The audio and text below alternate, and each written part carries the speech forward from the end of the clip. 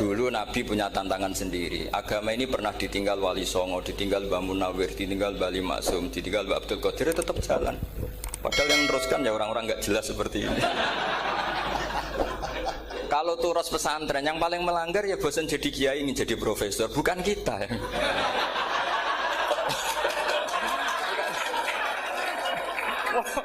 Yang bosan tuh tidak kita, yang sudah ganti gelar itu. Tapi kita ya tidak apa-apa.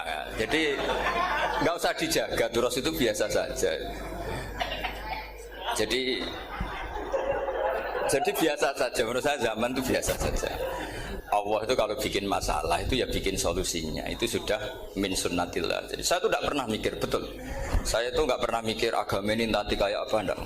Selain saya tahu Allah yang akan menjaga agama ini, dipikir gak dipikir, memang kalau zaman lebih buruk ketimbang kemarin, itu sudah nasnya Nabi. Ma min yaumin illa ba'dahu syarrun min. Nah ini karena materinya sanad, mungkin ini spesifikasi saya. Saya mohon sanad itu ditulis, tapi tidak diimani. Jadi yang ditulis itu hanya sebagai perangkat mudawwan. Karena kalau sampean imani itu bahaya, karena nanti tidak hadits tawatur. Makanya kritiknya para ahli hadis terhadap sanatu ahli qiraah, misalnya jenengan dari Gus Najib, dari Mbak Abdul Qadir atau dari Mbak Arwani, kemudian Mbak Munawir, kemudian Syekh Yusuf Ad-Dimyati, terus Syekh Sa'id Antar misalnya sampai Syekh Haruni dan seterusnya. Itu kan hanya menyebut satu orang. Ini harus dicatat. Padahal sanad khususnya Quran itu lafadznya harus mutawatir. Kaifiyatul ada juga harus mutawatir. Jadi harus riwayatu jam'in an jam'in la yumkinu tawatuhum alal kadzib.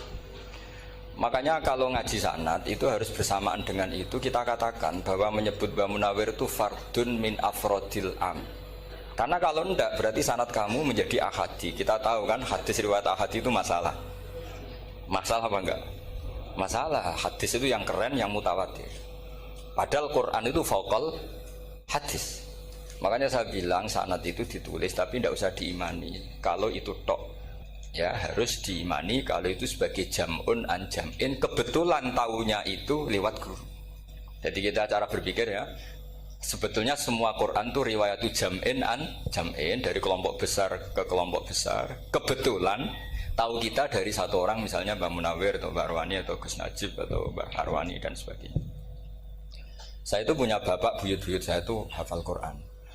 Mereka ya pantangan malah, makanya itu sirinya. Kenapa kadang-kadang kiai dimintai sanad itu nggak mau. Tapi kalau sudah ahlinya nggak minta pun dikasih. Itu dulu tradisi ulama dulu gitu. Sufyan Ats-Tsauri kalau dimintain sanad santrinya bilang gini, sudah kamu pulang saja. Kalau saya sudah tahu kamu benar, saya datang ke kamu tak kasih sanad. Saya yang datang ke kamu tak kasih sanad. Saya itu punya sanad ya baru-baru.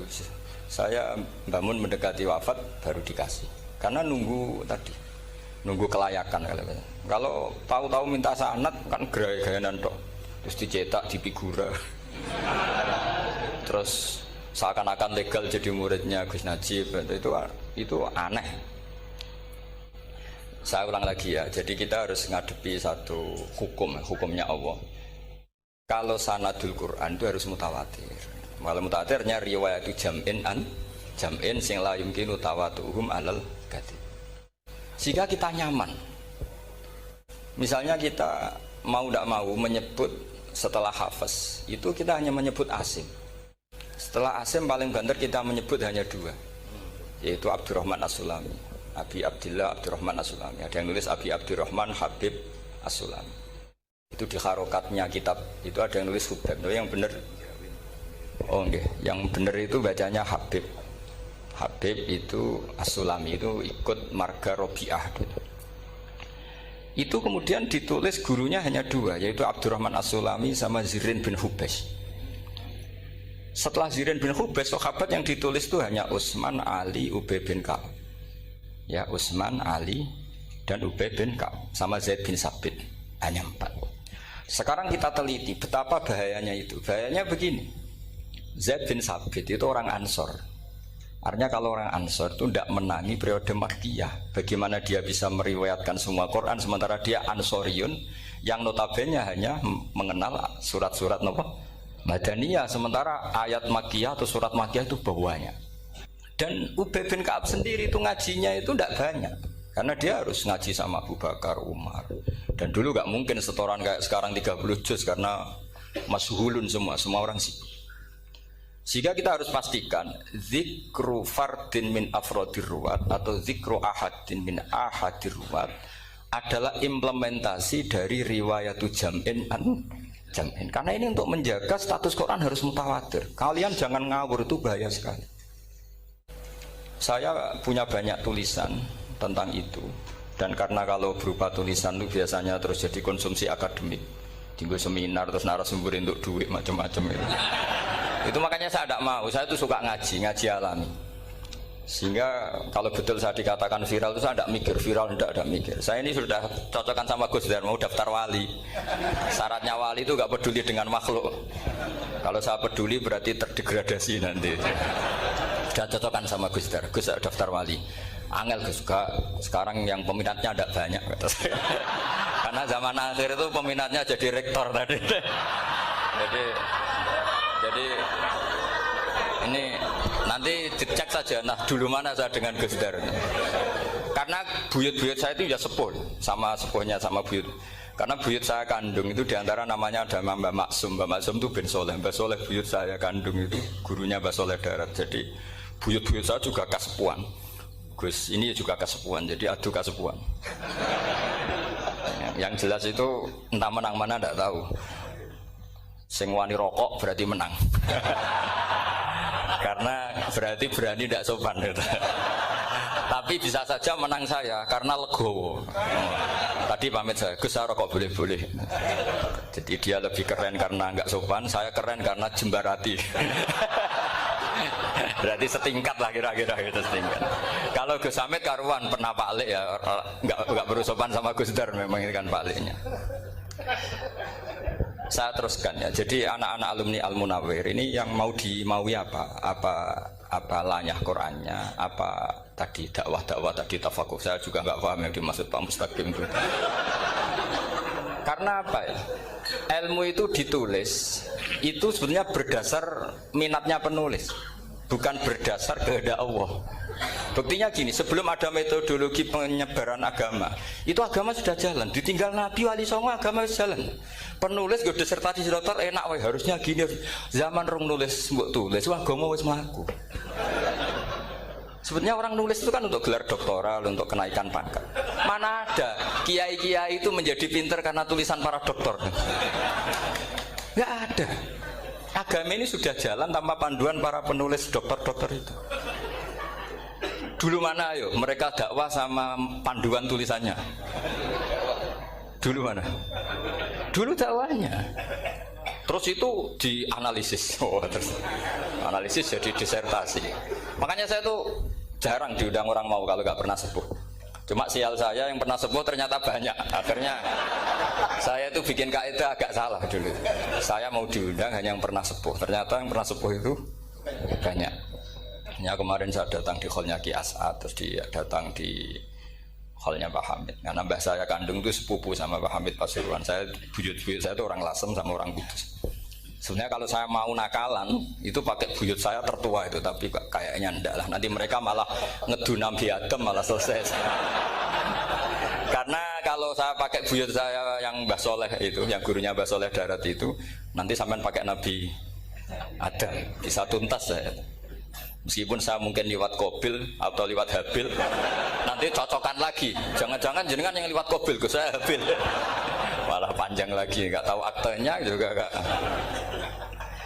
Kira-kira kan delok potongannya. Kalau yang alim kayaknya pantasnya lewat Habil. Gitu.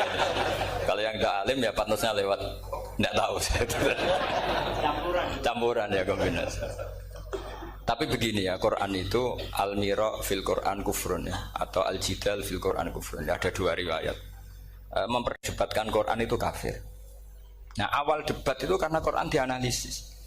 Sehingga karena dianalisis ini sebetulnya yang masuk itu analisisnya apa? Para analis, bukan hakikatul ilm.